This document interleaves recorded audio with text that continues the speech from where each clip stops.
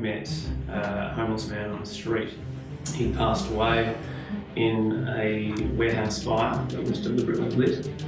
I was raped. Abused by two grossly inoffensive staff and discrimination and vilification towards people with disabilities. The record is falsified, evidence is removed. It was a betrayal, it was an injustice of social equality, it was an injustice of gender equality, it was just an injustice of everything. Whatever. James, just give me a thumbs up. All right, Janelle, ready to roll in 3, 2, 1, go. Hello and welcome to the Injustice series. I'm Janelle De Silva, your host, and today we're joined with 3 guests, Courtney, Yaya and Nick. Hello and welcome. Courtney, can you share with us today your story of injustice? Being a parent is hard work, whether you're juggling the schedules of multiple children or summoning the strength to handle the unrelenting tasks of everyday life. Your goals are forever framed through the lens of your responsibilities. As a single parent, the challenges are exponential. Courtney reminds us to stay courageous even when we feel abandoned, whether by a partner or the government established to support us. There is always support and strength in numbers. So I'm a single mum of 3. My story of injustice is mainly about having my youngest with me. 2 years ago, her father and I separated, and since then he's moved back to the States where he's an American citizen. Where I've been left with the idea that as the mother of the children, I take care of them.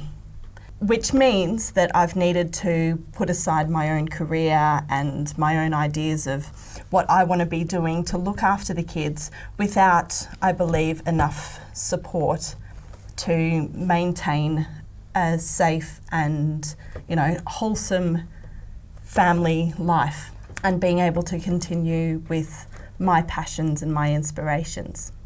So when you say that your role as mother, is it a 100% care?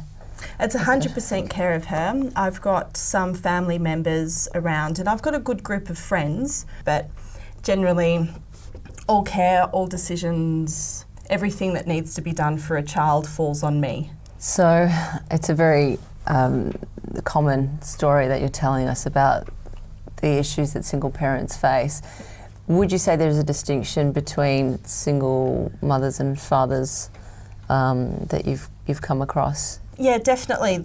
When I separated from my first partner, who I've got 2 children with, he was around, but there were gaps in how much care he would give the kids.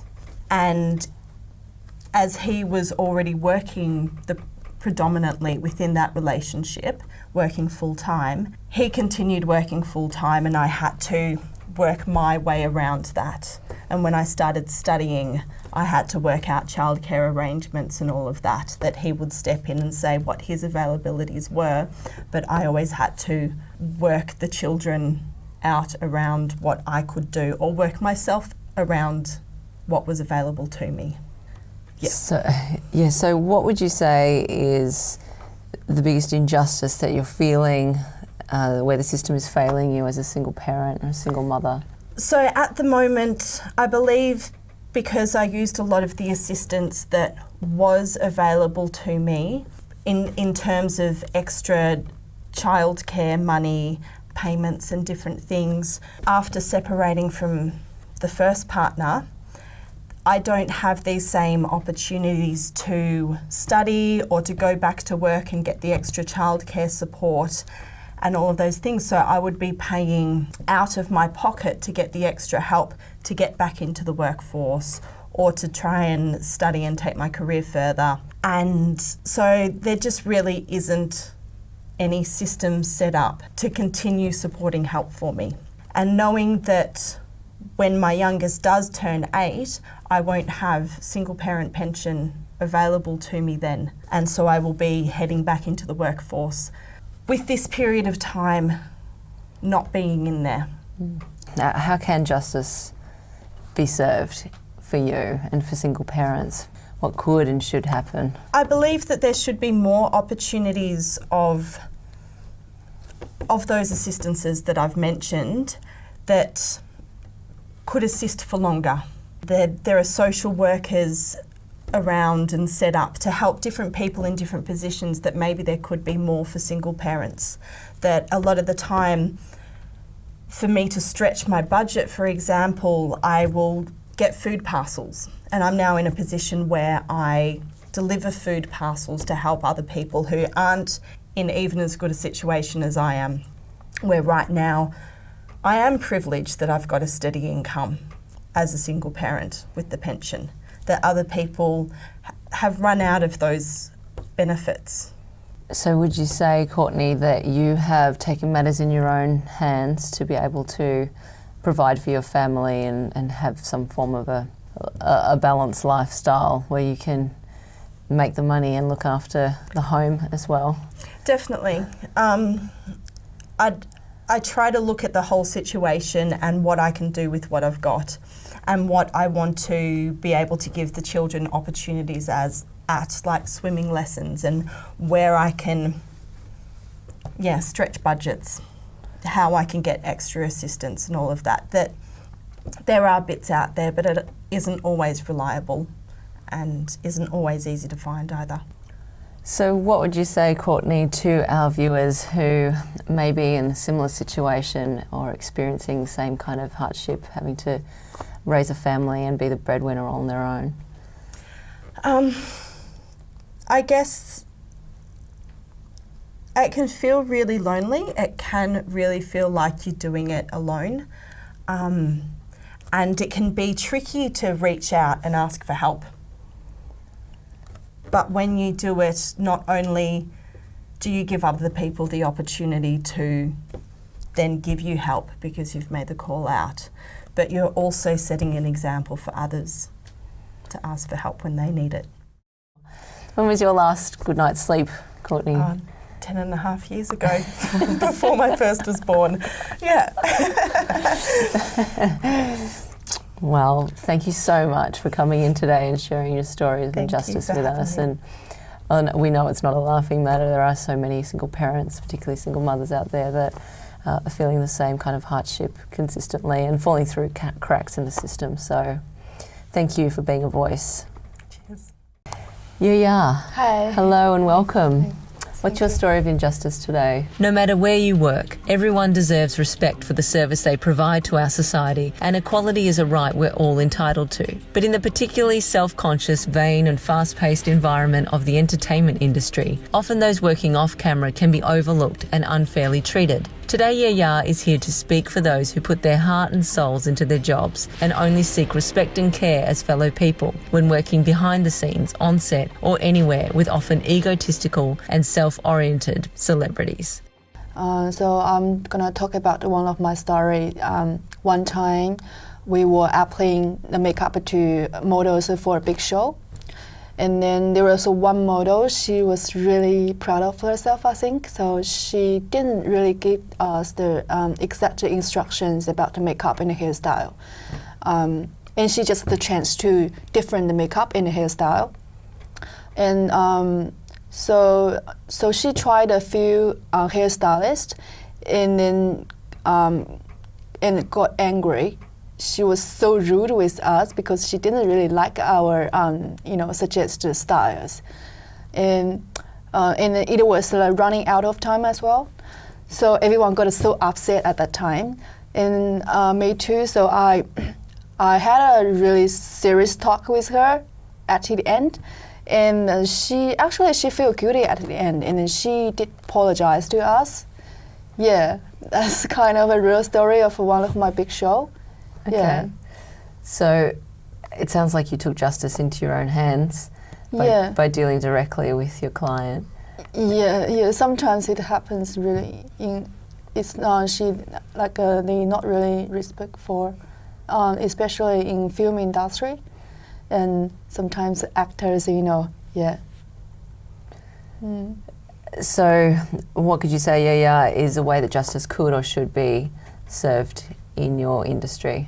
Yeah, I think whenever we apply service for like other actors or models or any famous people, they should like respect everyone, because I think, they should give us the suggestions in a really respectful way, and then it is good. It's good for both of us. And if they treat us really badly, I think that they were gonna lose their reputation as well. Yeah. Sure. So, I mean, it sounds like there's just people behaving badly. Sometimes, but not mostly of them are really good, but it just happens sometimes. Yeah. Yeah, it almost feels like there should be some code of conduct, but it seems like decency is just it's something that you would assume people would have. Yeah. Is there a hierarchy in the industry where you're saying talent or models feel like they're at the top of the chain or something? Yeah. Sometimes, it could happen because, some actors or models, they really proud of themselves because they think they, famous and top of the film industry or, fashion industry. Yeah, I can understand it, but yeah, when they treat us really badly, we feel really bad, Yeah. Yeah, because they wouldn't look good without you, would they? Yeah. They wouldn't be able to do their job. Yeah. But how does it affect your morale, or what does it do for you as a makeup artist? How does it make you feel, or how does it affect your ability to work? Or is it a given that how often do you deal with bad behaved clients? I think it happens sometimes, but not very oftenly, because most of the people they treat us very, very good. So we did have a really good communication between both of us. So once we have a good communication, then it won't happen too oftenly. But some people, like some actors or models, they don't really like to communicate with you. So it could happen. So after that, we apply service to them, and then they will feel, it's not my style, or I don't really like it, and yeah. So would you say now, how do you deal with these, when this issue comes up for you, how do you deal with it? I think I will stop for a while and have a good communication with the clients or actors or the models, and appreciate it. Like they give us the good suggestions. What kind of makeup you want to do, what kind of service you want to apply for it, and after the good communication, I will keep going it. Yeah, push it forward. But I think everything has to be like after good communication and talk good. What kind of advice would you give to other makeup artists who are dealing with the same thing? I think everyone has to be patient, especially in this kind of entertainment. You're gonna meet different situation. When you meet someone like that, or in the meantime, you have to stop for a while and have a good deal with the client or the actors, make them quiet first, and then after that you can keep going. Yeah. Thank you so much, Yaya, for coming and talking to us about your experience. I think it's really important because most makeup artists are self-employed. Yes, you subcontract out to different projects and production companies. So you're your own business all the time, aren't you? And because it's built on relationships, it's really important that you do know how to communicate well. So thank you for sharing your story with us today. It's really important that everyone feels comfortable in their workplace and that there's respect. It's the basic I think so. human way of communicating and being with each other. But unfortunately, I guess things like fame, it goes to people's heads, or who knows what makes people feel like they're bigger or better. It's not actually true, is it? It's kind of, we're all dealing with being human. So thank you so much. And thank you for making people beautiful. It's great. Oh, thank you. It's a good job in the world. And Nick, hi, welcome to the Injustice series. What story do you have to share with us today? The police are public servants. They're paid by public taxes and hired through government administrations that are meant to be designed by the people for the people. They are also under strict oath to tell the truth and to uphold the law. But as we will find out, this is not always the case, when so often one of the unfortunate consequences of power is often unchallenged abuse. Nick today speaks on behalf of a guest who was falsely accused by police for a crime not committed, as was proven and overturned by the courts. They have chosen to remain anonymous, being called Person X, being concerned that revealing their identity may have negative consequences for speaking out against corrupt police and the inefficient, seemingly corrupt police investigation system. So I'm sharing on behalf of Person X, who is too scared and intimidated to speak for themselves in front of the police, so identity and all that. So what happened was they were falsely accused, and it was then proven by the court with evidence of a video recording that they were in the right. So this police officer that is in question was being aggressive, talking to them in a derogatory way, and so Person X has stood up to them, keeping their composure, saying that they didn't like the way they were being spoken to. So in spite of that, the officer has continued that and then given them a maximum fine, which is close to $700, which for a bogus charge. Then they went to appeal it to the Police Internal Investigation Department to question this officer, but they refused to do anything about it. While it was all being disputed, they've accessed Person X's bank accounts, and taken the funds from there without any permission while it's being disputed, which is ridiculous. So no permission given to do that. They were also told that the court had lost all their documentation that was provided to them. So here they are, with no money, no compensation for all of that, and no help.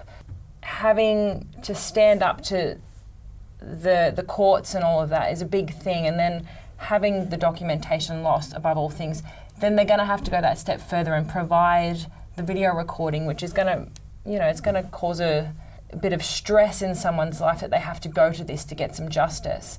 So the judge overturned it immediately once the recording was provided, but the officer received no punishment. There was no apology given to Person X and no compensation made for the 12 months that the appeal was going. It's very disconcerting when it's the police that are the perpetrators of the law. They're meant to be keeping us safe. They're not all corrupt, but the corruption that is rife. It's unacceptable, and there needs to be action taken towards these police officers who think that because they wear a blue uniform that they can just do whatever they want. How would you say Person X could have had justice or should have had justice served to them? First of all, I think the courts should have taken action immediately.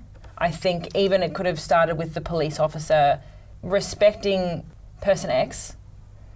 Being in an authority figure doesn't mean that you can disrespect people. Even just talking to them, being like, this is why I'm fining you this much, and even just listening. Listening can do a big thing. In terms of Person X, I don't even know what they could have done. I'm not an insider on the police, of course, but I think it's important that people do stand up when they do feel that they have been wronged and get that voice out. Don't just let them walk all over you. And I think it's important that police officers or anyone in an authority just step back, just look at themselves and be like, am I doing my job here, or am I just on a power trip? Sure, and further on to that, I'm wondering whether Person X has any medical bills for their health, like their psychological health or mental health, in response to the experience that they've had over this period of time, or is there a tangible way that they can account for the impact that this experience has had on them? Do you know? I don't know the answer to that. If they didn't seek any medical help, that if there is some severe stress there, that counselling would be ideal. So if they did seek counselling, then that should be covered. They shouldn't have to have any out-of-expense costing, which is they've had this hefty fine taken out of their account anyway. So I think it needs to be there needs to be level ground there.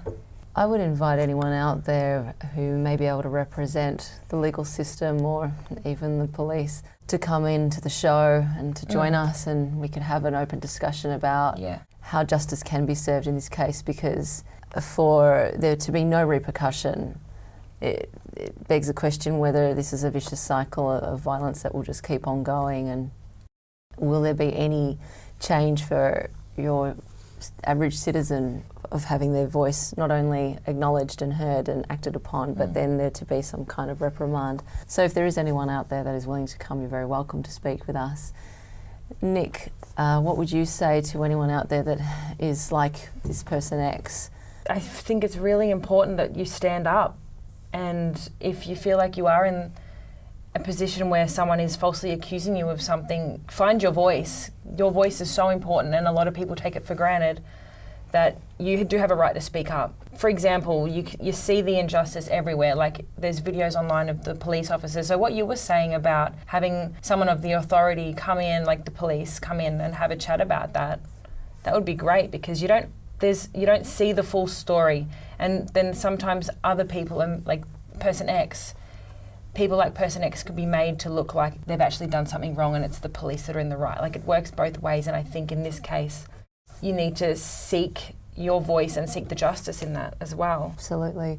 We had the three of you today move through any fear and feelings of exclusion in sharing your stories. Yeah. And this is what this forum is, so that we can break the silence and we can do something about it. We've got grassroots change. Thank you so much for coming in today, Courtney, Yaya and Nick, and Person X. Thank Be you with for us in joining. spirit. Yeah. Thanks for joining us. It's been an Injustice series.